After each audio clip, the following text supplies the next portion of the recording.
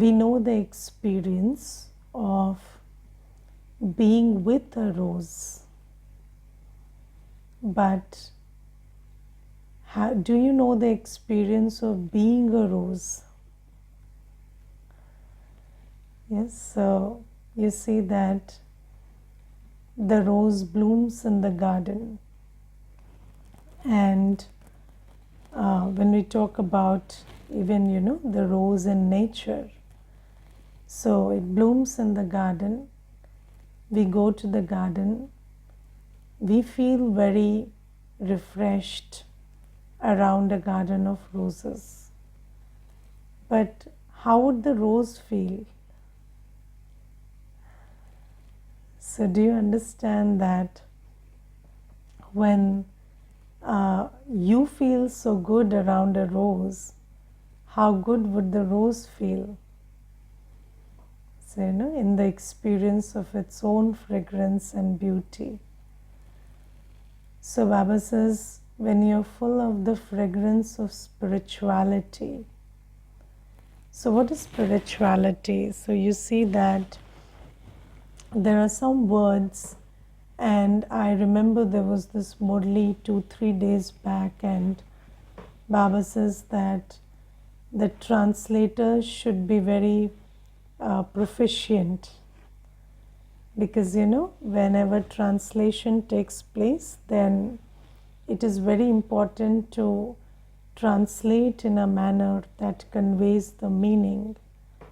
Now, when we talk about this word spirituality, so in Hindi it is called Ruhaniyat, and Ruhaniyat is translated as spirituality. Now, what is Ruhaniyat? So, Ruhaniyat is the state of being, like a pure soul. So, a soul has 7 qualities, and when you are an embodiment of all those 7 qualities, and then your vibration, your actions will be called spiritual. So, when there is no trace of body consciousness, and Baba says, when the soul is free from body consciousness, and the essence of the soul, which is purity, peace, love, joy, bliss, power, knowledge. So, when you are that, you are in your full bloom, then that's the stage of being a spiritual rose. And just think about if we all, stabilized ourselves in that sweet, beautiful stage, then this world will become a very beautiful garden. And this is why, heaven is called a garden of flowers, and hell is called a jungle of thorns. So Baba says that this will become a garden when you bloom in your spiritual essence, and you become a spiritual rose. So this is a very beautiful, and when Baba gives these kind of, in the Murli, these things are there, you pick it up for meditation. So in yoga, you use these beautiful things that Baba gives you, and if you just sit in the Swaman that I'm a spiritual rose, and allow that essence of spirituality, hold yourself in that essence, in the awareness of that essence of spirituality, and just create the atmosphere around you, that's a very good point for meditation. Now, today Baba is talking about wisdom and education. And Baba says wisdom is an aspect of purity.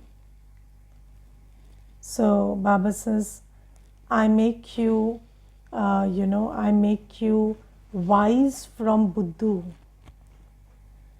So now you see there is so much of education in the world today, and people are taking up courses which they never undertook, and people are studying so much.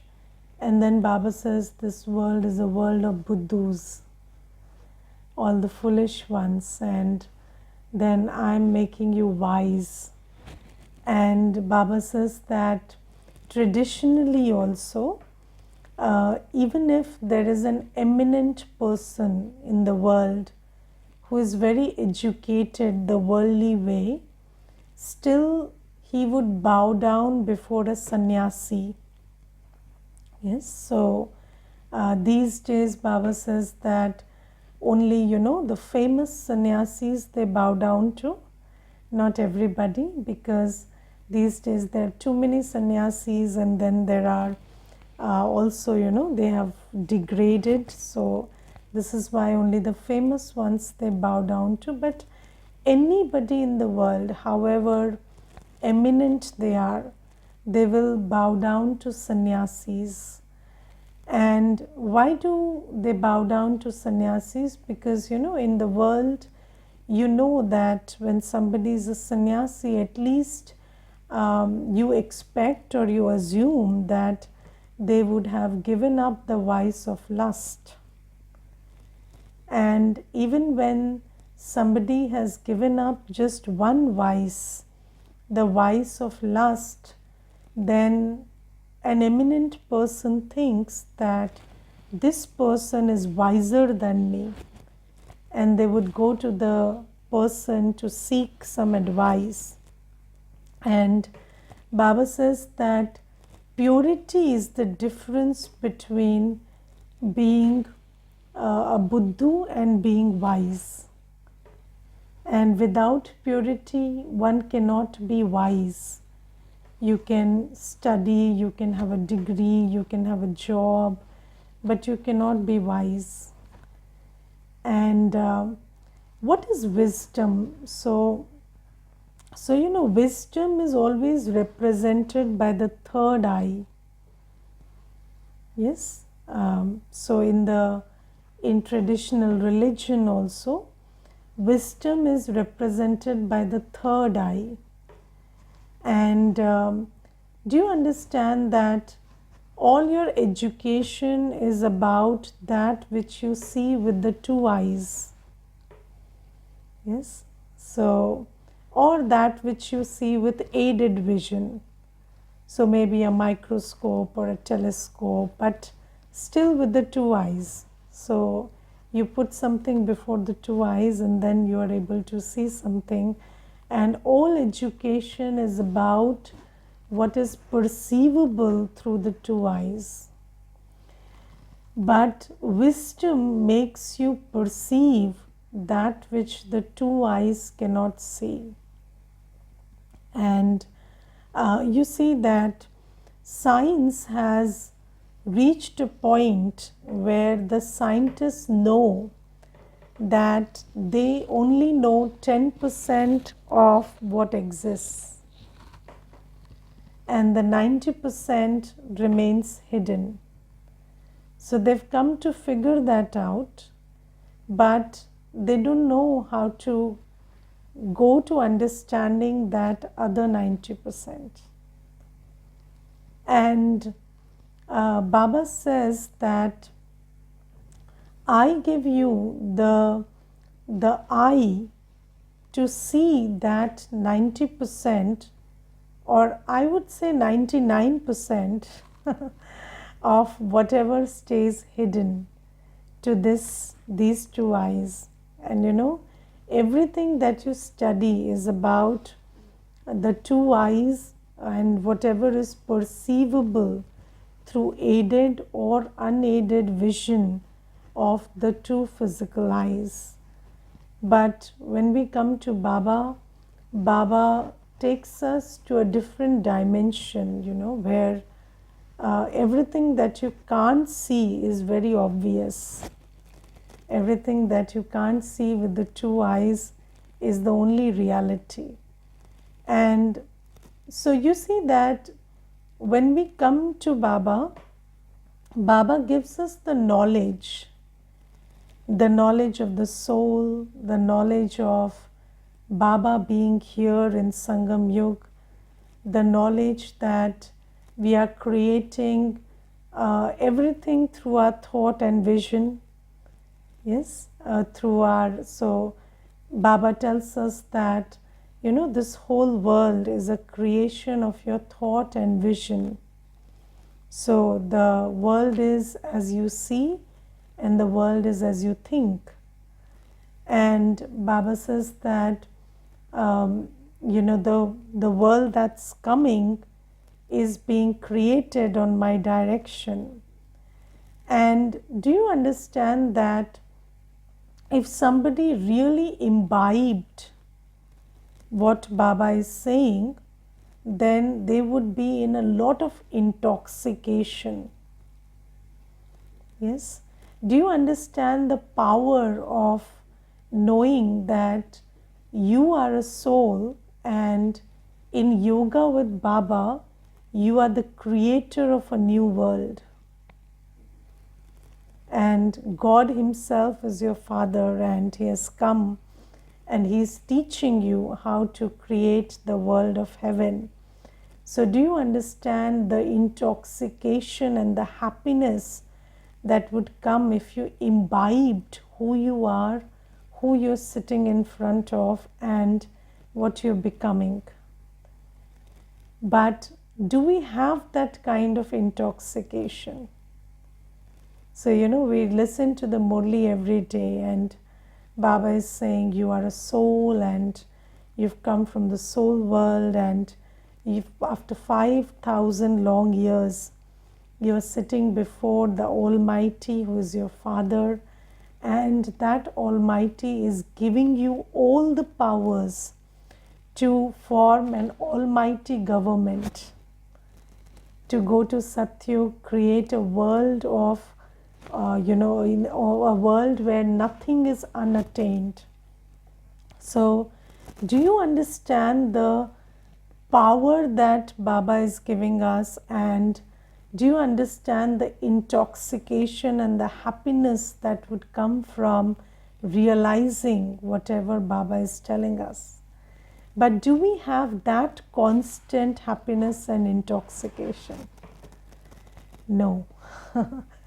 Yes, so that constant happiness and intoxication is not there, because you see that this buddhi is not able to imbibe everything. Although the one who has the third eye is telling you everything, but in order to imbibe all that and stay in the intoxication of that, you need purity. And Baba is the wisest, and He's making us wise. But how can we be wise? We can be wise when we are pure.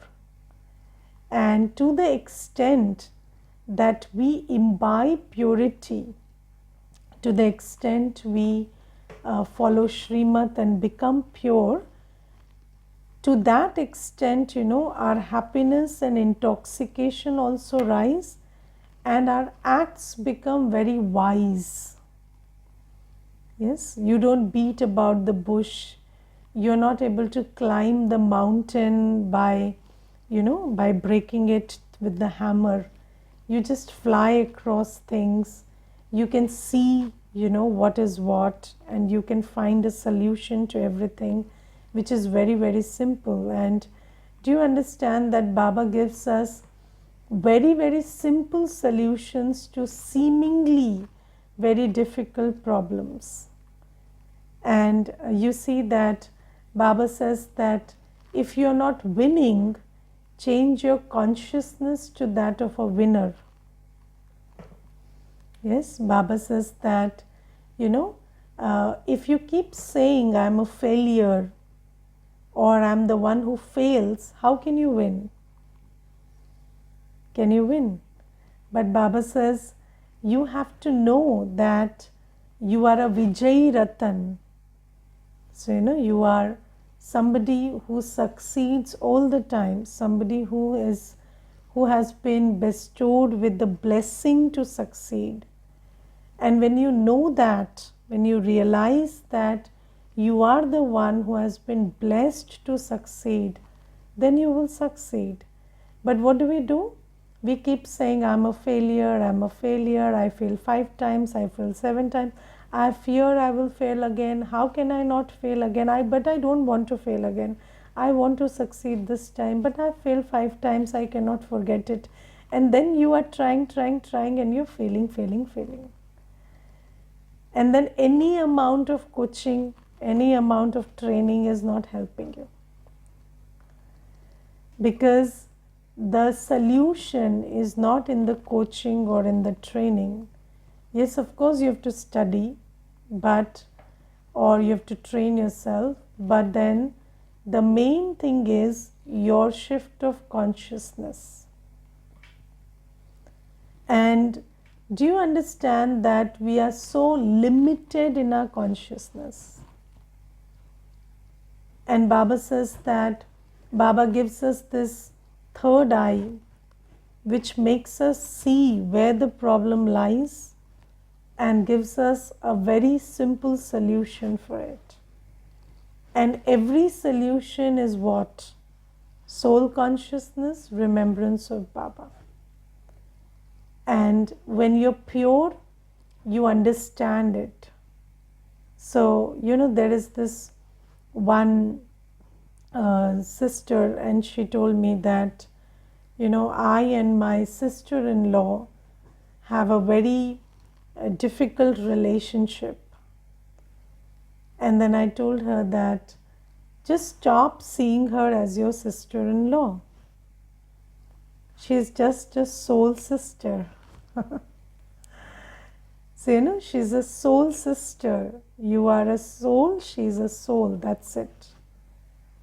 And then she started seeing her as a soul. And now the relationship is good. Yes, so there is no bitterness, there is no negative vibe. And then, of course, because this sister is a BK, so there is no familiarity and attachment also. But there is this pure vibe and this pure feelings with each other. So Baba says, I make you see which the two eyes can't see. I make you know what you cannot know by studying whatever you've been studying. And this is why, even eminent people bow down before the wise. Because purity, and when you talk about spirituality, when you talk about wisdom, then there is only one thing which differentiates the unwise from the wise, that is purity. And Baba is the one who makes us pure. And Baba doesn't make us just viceless. Baba makes us pure.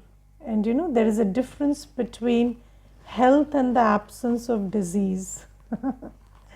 Similarly, there is a difference between just being viceless and being pure. So pure is a positive thing, and not being viceless is being neutral. Not being vicious is being neutral. Yes, so Baba says that I not only ask you to give up vices, so it's, of course, we give up on lust, anger, ego, attachment, greed, but we don't do it by force, or we don't torture ourselves doing that. Yes, we win over them, because Baba makes us pure through body, mind and wealth. And when our body, mind and wealth is used on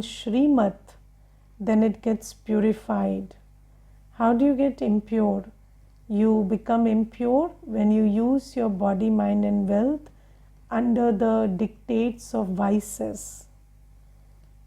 And when you use it on Baba's directions, then you become pure. And Baba says, where there is purity, there, you start imbibing whatever I'm telling you. Then you become Trikaldarshi, you become Trinetri, you become Trilokinath. And then you can see and know and figure out that which the learned in the world cannot. Yes. And I will tell you one thing. So there is this sister, and she was sharing with me that she went through many problems in life, and then there was some abuse also in life, and physical abuse also she went through, and then she has these bad dreams and all of that. And then she told me that I'm not hurt by whatever happened, but still I get these bad dreams. I have let go of it. So Baba says let go, and I've let go of everything, but still I get these bad dreams. So I told her that letting go is not like you don't process it and just let go. And being egoless is not about just forgetting things. Being egoless is about re-establishing your self-respect, in the face of whatever karmic settlements happened. Yes, so sometimes you just don't think about whatever happened, or you think that you don't think about whatever happened. But if you don't process it properly, and you don't come to self-respect, and you don't build your Swaman that, when I'm not this body, then whatever happened with the body was a karmic account, and I was not in charge at that time, so I could not help that. But I am very valuable, and Baba loves me, and you follow Shrimat and build that Swaman. So when you talk to yourself, you know why Baba values you. You talk to yourself, and you let yourself know that I am the one who has embraced purity on Baba's directions, and I am the one who has never made a conscious mistake. So even if there was a past karmic account, and whatever happened, that was not my doing. But where I had choice, I have never made a mistake. So when you build that Swaman around, build that self-respect around the fact that you are Baba's child who is following Baba's Shrimat, and hence Baba is always with you, then you can win over that whole scar, or that subconscious trauma that's there inside you. And you need a lot of understanding to see where the problem lies. And sometimes you just in theory you're saying that no, I'm pure, I'm valuable, but why do you think you're valuable and pure? So what acts of purity have you done, or what is it that makes you valuable? So in Sangam Yug, Baba is making us pure, and Baba is making us have pride in being a good Brahmin. And that is something that God is Himself giving us. And when we start following Shrimat, that builds the pride. And sometimes, Children say that I repeat every day 20 times, and I sit in the awareness that I'm a pure soul, but I don't feel pure. But how can you just feel pure by saying I'm pure? You will feel pure when you act on Baba's Shrimat. So it's very important to build self-esteem. And building self-esteem is a very long process. It's not like just by repeating swamans you can build self-esteem. So you have to follow the swaman in letter and spirit. So when you take a swaman, so when you sit at Amrit Vela and you tell yourself I'm a pure soul, that's laying the foundation. But then all through the day, what do? You take that swaman and you ask yourself at every second, I'm a pure soul, so in this particular situation, how does a pure soul behave? How does a soul who knows Baba, who knows himself, behave? And then you perform that act of purity. And if you don't live by that swaman, then there is a discrepancy between your thought, word and action. And what is Om? Om means, Om is swaman, right? I am. And for that you need alignment between thought, word and action. Om means action, utterance and mind. If they are not aligned, you can't have swaman. Can you have swaman when your thought, word and actions are not aligned? So I keep telling myself I'm a very loveful soul, I'm a very loveful soul, and then every second person I'm shouting at.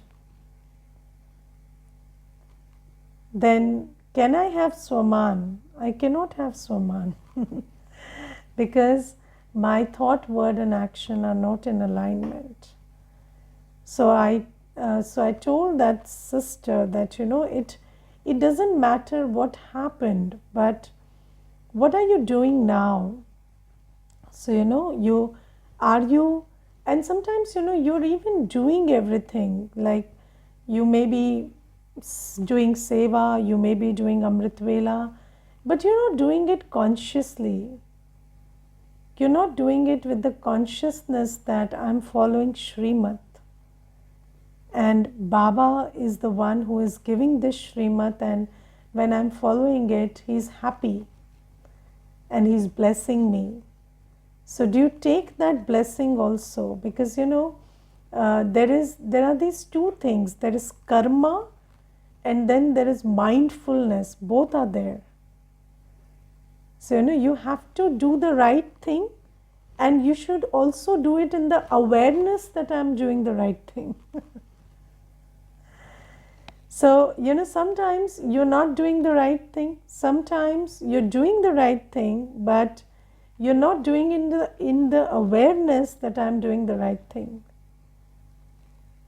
I'm doing what Baba is saying. So when Baba is saying something and I'm doing it, then obviously I have Baba's blessings. Yes, and there is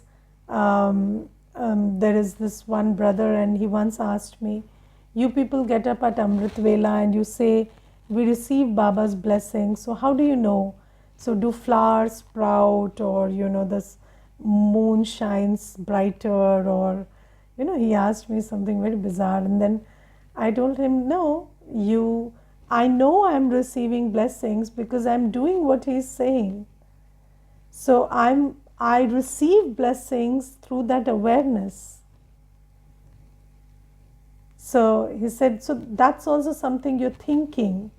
So I said, of course, nothing can penetrate your mind without you thinking about it. Yes? So you have to know that you're doing what Baba is saying and you are getting blessings.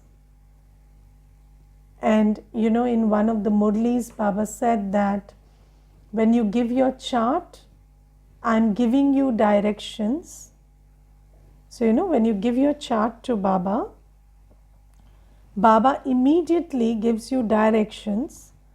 But do you take those directions or you give the chart and run away? So do you understand that this whole thing is to be understood, that when you give your chart, Baba is also giving you something. So just sit in that awareness and in that open heart with Baba and take that also. So when you give your honest chart, when you follow Srimad honestly during the day, and then at night you're giving your chart, then Baba is also giving you directions and blessings and everything. So take that. So Baba says that, so I'm just giving you very little examples of how wisdom works. So, knowing who you are, knowing Baba's presence, experiencing Baba's love and blessings, and knowing that whatever you are doing on Srimad is creating a new world, and you have so much of Swaman because of whatever you're doing. And Baba says that these are the things that only a wise soul is capable of, not a learned or an eminent or an educated person in the world. And education is important. Nobody is denying the importance of education, because you live in a physical world, so you must know the 5 elements of nature also, and you must know the the mundane operation of the world, and that's something that education gives you, but that's only 10%. How about the 90%? And if you don't embrace purity, how does that window open? And anybody who is wise will be very happy and very full of intoxication, because when you can see yourself, when you can see Baba, and when you can see your golden aged future, how would you feel on the inside? Very, very, very happy, right? So that's the kind of intoxication we must have. But Baba says, if we don't have that kind of intoxication, it means that Baba is giving us the third eye, but that third eye is blinking because no purity, or purity is number wise. So Baba says, just like purity is number wise, intoxication is also number wise, happiness is also number wise. Otherwise, what greater attainment or achievement is there in the world than knowing who you are and belonging to God Himself, and experiencing all relationships and attainments from Baba? So, do you understand that these days people, the capacity to feel sensual pleasure is also decreasing? Yes, do you understand that earlier you used to watch one movie and be happy for 3 days? But now you watch 3 movies and you're not even happy while watching them. So let alone 3 days or 3 hours, you're not even happy while watching them. And I always give this example, when I was in office, so there was this one brother and I had to ask him something related to work, and he was staring on a screen like this, and very intently he was looking at the screen, and I was just waiting for him to turn around and talk to me, or notice that I'm there and waiting for him. And he was just looking at the screen, and then he looked at me after some time and he told, so madam, what is it? So I said, no, I needed some help, so I was just waiting for you to be free. So he said, no, I'm free. I was just watching some stuff. I was watching stand-up comedy. So I said, but you didn't smile even once. You had such a grim face. And he said, So I told him, were you watching stand-up comedy or were you challenging the comedian that, let's see if you can make me laugh? So he said, no, no, I was watching stand-up comedy. So I said, we smile, more than what you did in those 5 minutes. I smile more sitting and looking at you. So you see that these days we need increasing quantities of the supply of sensual pleasure to even feel a little happiness. And then, because when the soul gets very depleted, even sourcing it from the body and through the senses becomes very difficult. And these days, people have, um, there are these realities of depression, and then there is this thing where you are emotionally unavailable, so you are not responding with smile or sadness or anything, you're just blank all the time. So there are these things which are coming up because today Baba gives the example of a hot girdle. So tawa. So in Hindi we say tawa, where we make rotis. So if that is very hot, then you sprinkle water on it, it just evaporates. And Baba says, so when souls become tamo pradhan, very depleted, they become like hot girdles. And whatever you pour on them, it just evaporates, has no effect. So that's the kind of state people are in. And Baba says that from that stage, I'm taking you to super sensuous joy. So, where you have constant intoxication of knowing yourself, knowing, feeling the happiness of belonging to Baba, feeling the happiness of being eligible for going to Satyug, or feeling the happiness that you're the chosen one to create a Satyugi world. So Baba says, and feeling the happiness of doing everything on Shrimat in Sangam Yuga. So Baba says, I'm moving you from that state to super sensuous joy. So people are not even able to feel sensual pleasure, and I'm moving you to super sensuous joy. So it's a big stride. So pay a lot of attention to purity. Okay.